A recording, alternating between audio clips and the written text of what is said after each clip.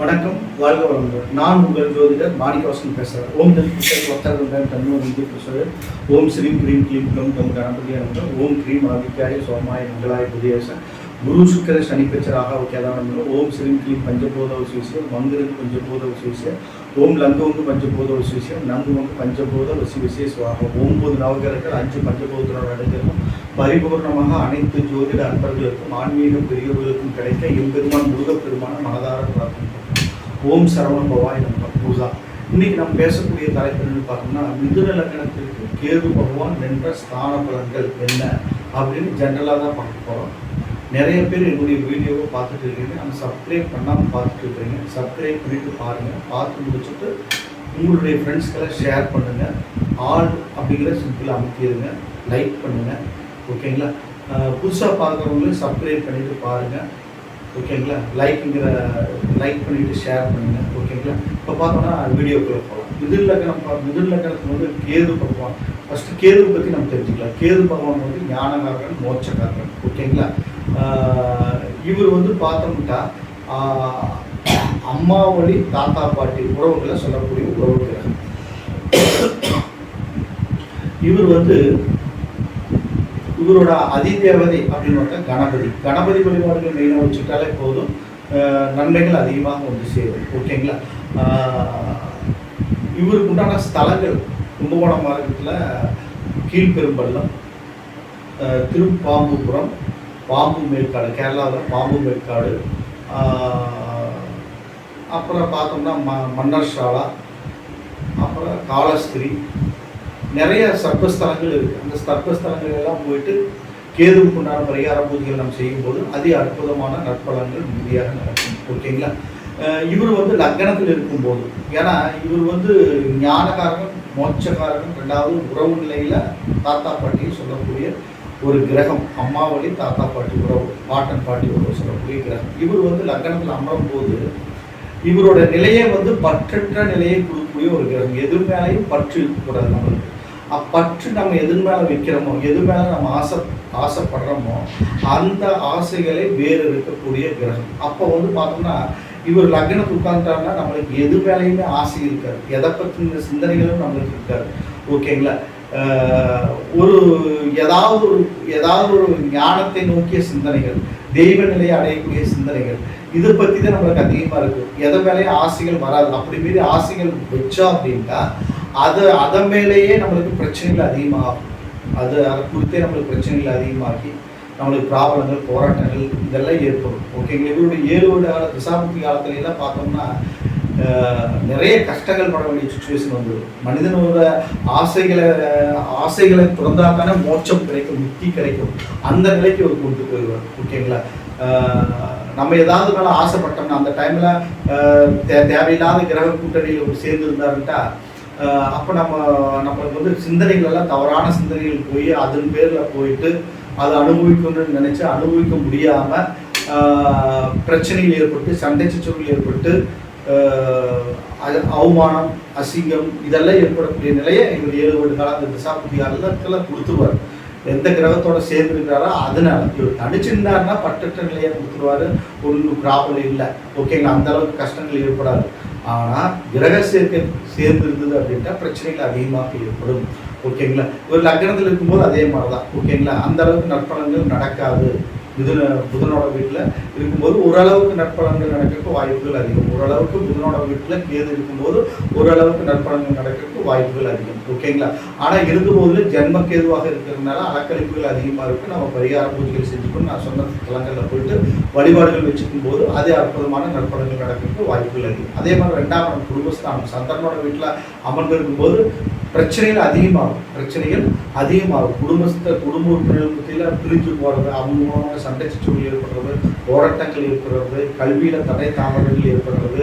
ஓகேங்களா? கல்வி பிரேக் ஆகி மறுபடியும் தொடர்றது, இந்த மாதிரி நிலையெல்லாம் கேது கொடுத்துருவார். 2ஆம் இடத்துல கேது இருக்கும்போது மேக்சிமம் இந்த மாதிரி சின்ன வயசுல வந்து அந்த மாதிரி நடந்துடும். அதே மாதிரி மற்ற கல்யாணம் ஆனதுக்கப்புறம் அந்த கேது திசையெல்லாம் வந்துன்னா குடும்ப பிரச்சனை, பிரிவினைகள் எல்லாம் ஏற்பட்டுரும். ஓகேங்களா? 2ஆம் இடத்துல இருக்கிறப்போ. ஓகேங்களா? அது அப்பவும் அதே மாதிரி சர்ப்பசாந்தி வழிபாடுகள் வச்சுக்கிறது நற்பலன்களை மிகுதியாக தரும். அடுத்தது 3ஆம் இடம் தைரிய வெற்றி ஸ்தானம். இந்த இடத்துல கேது பகவான் நிற்கும்போது நற்பலன்கள் ரீதியாக நடக்கும். ஆனால் சூரியனோட வீடு அப்படிங்கும்போது நம்ம வந்து பரிகாரங்கள் சூரிய நாராயணன் கோயில் போகிறது, வழிபாடுகள் வச்சுக்கிறது, அப்புறம் கீழ்கற்பெல்லாம் போய் வழிபாடுகள் வச்சுக்கிறது, காலஸ்திரி போய் பரிகார பூஜைகள்லாம் செய்கிறது, இதெல்லாம் நற்பலன்கள் தரும், வெற்றி வாய்ப்புகள் அதிகமாக தரும். ஓகேங்களா. கேது வந்து 3ஆம் இடத்துல இருந்தால் வெற்றி தான், நல்லதுதான்.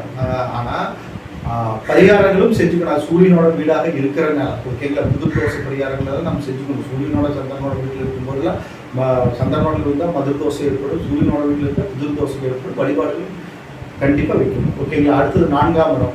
4ஆம் இடம் அப்படின்றது சுகஸ்தானம். ஓகேங்களா. வீடு வாசல் சொத்து சுகம் வண்டி வாகனத்துக்கு உண்டான ஒரு ஸ்தானம். ஓகேங்களா. இந்த ஸ்தானத்தில் கேது இருக்கும்போது நம்மளுக்கு அதெல்லாம் கெடுக்கப்படும். அதெல்லாம் வந்து நம்மளுக்கு வந்து அடைய முடியாத ஒரு நிலை ஏற்படுத்தி கொடுப்பாரு. எந்த ஸ்தானத்தில் கேது நிற்கிறாரோ அந்த ஸ்தானத்தை அவர் கெடுப்பார் கேது. இதுதான் லாஜிக். ஓகேங்களா. அப்போ நம்மளை வந்து 4ஆம் இடத்துல புதனோட வீடாக இருக்கிறதுனால மற்றொரு வீடாக இருக்கிறாங்க. புதனோட வீட்டில் மேக்சிமம் கேது இருக்கும்போது அந்த அளவுக்கு கெடுபலன் நடக்கிறதில்ல.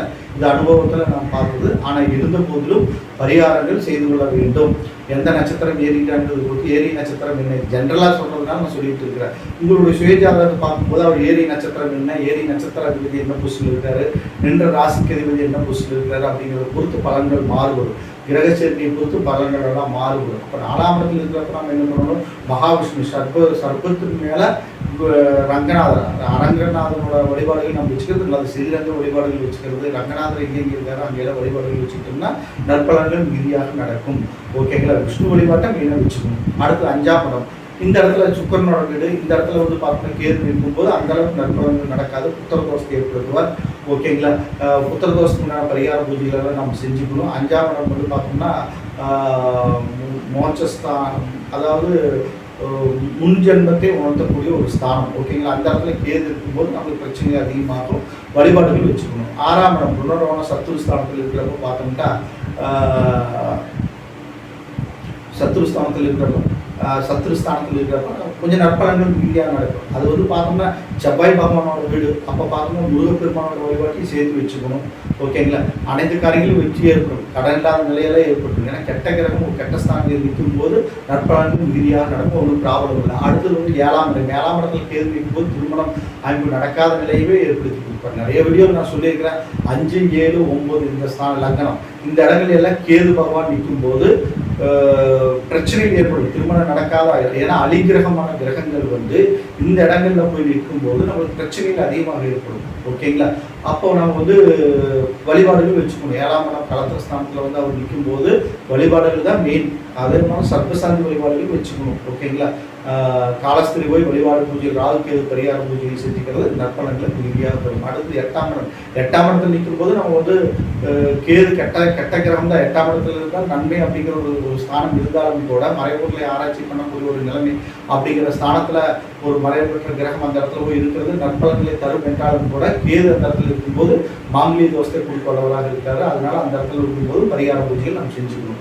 ஓகேங்களா. ராகு கேது மெயினாக நான் சொல்ல போனால் ராகு கேது எந்த இடத்துல இருக்கும்போது நம்ம வழிபாடுகள் சர்வசாந்தி வழிபாடுகள் வச்சுக்கிறது நற்பலன்களை மிகுதியாக கொடுக்கும். ஏன்னா அவர்களுக்கு சொந்த வீடு இல்லாதனால எந்த வீட்டில் போய் அமர்றாரோ அந்த வீட்டோட பலத்தை எடுத்துக்குவார். ஓகேங்களா. அந்த ஸ்தானாதிபதி நல்ல புஷ் இருந்தாருன்னா நற்பலன்கள் நடக்கிறதுக்கு வாய்ப்புகள் அதிகம். அவருக்கு அந்த ஸ்தானாதிபதி கெட்டு போய் நின்றாருன்னா பிரச்சனைகள் அதிகமாக ஏற்படும். ஓகேங்களா. அப்புறம் குரு பார்த்து நின்றாருன்னா நற்பலன்கள் நடக்கிறதுக்கு அதிக வாய்ப்புகள் அதிகம். அடுத்து 9ஆம் இடம் பாகிஸ்தானில் இருக்கிறப்ப பார்த்தோம்னா தகாத உறவுகள் எல்லாம் இருக்குது. 5ஆம் இடம் 9ஆம் இடம் லக்னம் இந்த இடத்துல இருக்கும்போது தகாத உறவுகளை ஏற்படுத்த வல்லவராக இந்த சர்ப்பகிரகங்கள் உள்ளன. அதனால வந்து பார்த்தோம்னா 9ஆம் இடத்துல பாகிஸ்தானில் இருக்கும்போது தாப்பன் வழி உறவுகள் மூலமாக பிரச்சனை சண்டை சச்சரவு ஏற்படும். வேற ஏதாவது தவறான தொடர்புகள் மூலமாக பிரச்சனைகள் ஏற்படுறதுக்கு வாய்ப்புகள் அதிகம். அதனால தியானம், மெடிடேஷன் இதில் மனசை நாட்டம் பண்ணணும், தெய்வீக சிந்தனைக்குள்ளே போய்க்கணும். தவறான வழியில் தவறான எண்ணங்கள் வந்தாலும் கூட அதை விட்டு வெளியேறும்போது அந்த பிரச்சனையிலிருந்து நம்ம தப்பிச்சுக்கலாம், எந்த பிரச்சனையும் வராது. ஓகேங்களா. அடுத்து 10ஆம் இடத்துல ஒரு பாவியாக இருக்கணுங்கிறது ஒரு உண்மைதான். ஆனால் இவர் கேது இருந்தாருன்னா பல தொழில்கள் செய்ய வைத்து அலக்கழிப்பு அதிகமாக கொடுத்து கடத்தில் ஏதாவது ஒரு தொழில் செஞ்சால் போதும் அப்படின்னு நினைக்க ஆசைப்படக்கூடாது. எந்த தொழில் மேலேயாகவும் அந்த ஸ்தானத்தில் எந்த ஸ்தானத்துலையும் அதன் பேரில் நம்மளுக்கு ஆசைகளை கொடுத்து கெடுக்கக்கூடிய கிரகம் தான் கேது பகவான். அந்த ஆசைகளே இல்லாத நிலைக்கு கொண்டு வந்துடுவார். ஓகேங்களா. தேவையே இல்லை அப்படிங்கிற நிர்பந்தத்துக்கு கொண்டு வந்துடுவார். அது மாதிரி தான் 10ஆம் இடத்துல நீங்கள் தொழில் ஸ்தானத்தில் கேது இருக்கும்போது தொழில் மீது அதிக ஆசைகள் அதிக பற்றுகள் வைத்தால் அந்த தொழிலை கெடுத்துருவார். எந்த பற்றுதலும் இல்லாமல் ஒரு சுயநலம் இல்லாமல் நம்ம செயல்பட்டோம்னா நற்பலன்கள் மிகுதியாக நடக்கும். எந்த ஸ்தானத்தில் இருந்தாலும் சுயநலம் இருக்கக்கூடாது. கேதுக்கு சுயநலத்தோட நம்ம எதை செஞ்சாலும் அது நமக்கு நன்மையாக நடக்காது. எப்போதும் உங்களுக்கு சுயநலம் இல்லாமல் நீங்கள் ஒரு காரியத்தை செய்கிறீங்களோ அப்போ அது வெற்றி அடையும். இதுதான் சிம்பிள் லாஜிக் கேதுக்கு சொல்லணும்னா ஓகேங்களா. சுயநலத்தோட நம்ம செஞ்சோம்னா நமக்குன்னு நம்ம எதை செஞ்சாலும் அது நன்மைகள் நடக்கிறதுக்கு வாய்ப்புகள் இல்லை. பிறர் நலன் கருதி நம்ம எதை செஞ்சாலும் அது நற்பலன்களை மிகுதியாக கொடுக்கும். நாமும் நலனுடன் வாழ முடியும். ஓகேங்களா. அடுத்து 11ஆம் இடம் லாபஸ்தானங்கள் இருக்கும்போது நற்பலன்கள் மிகுதியாக நடக்கும். ஒன்றும் பிரச்சனை இல்லை.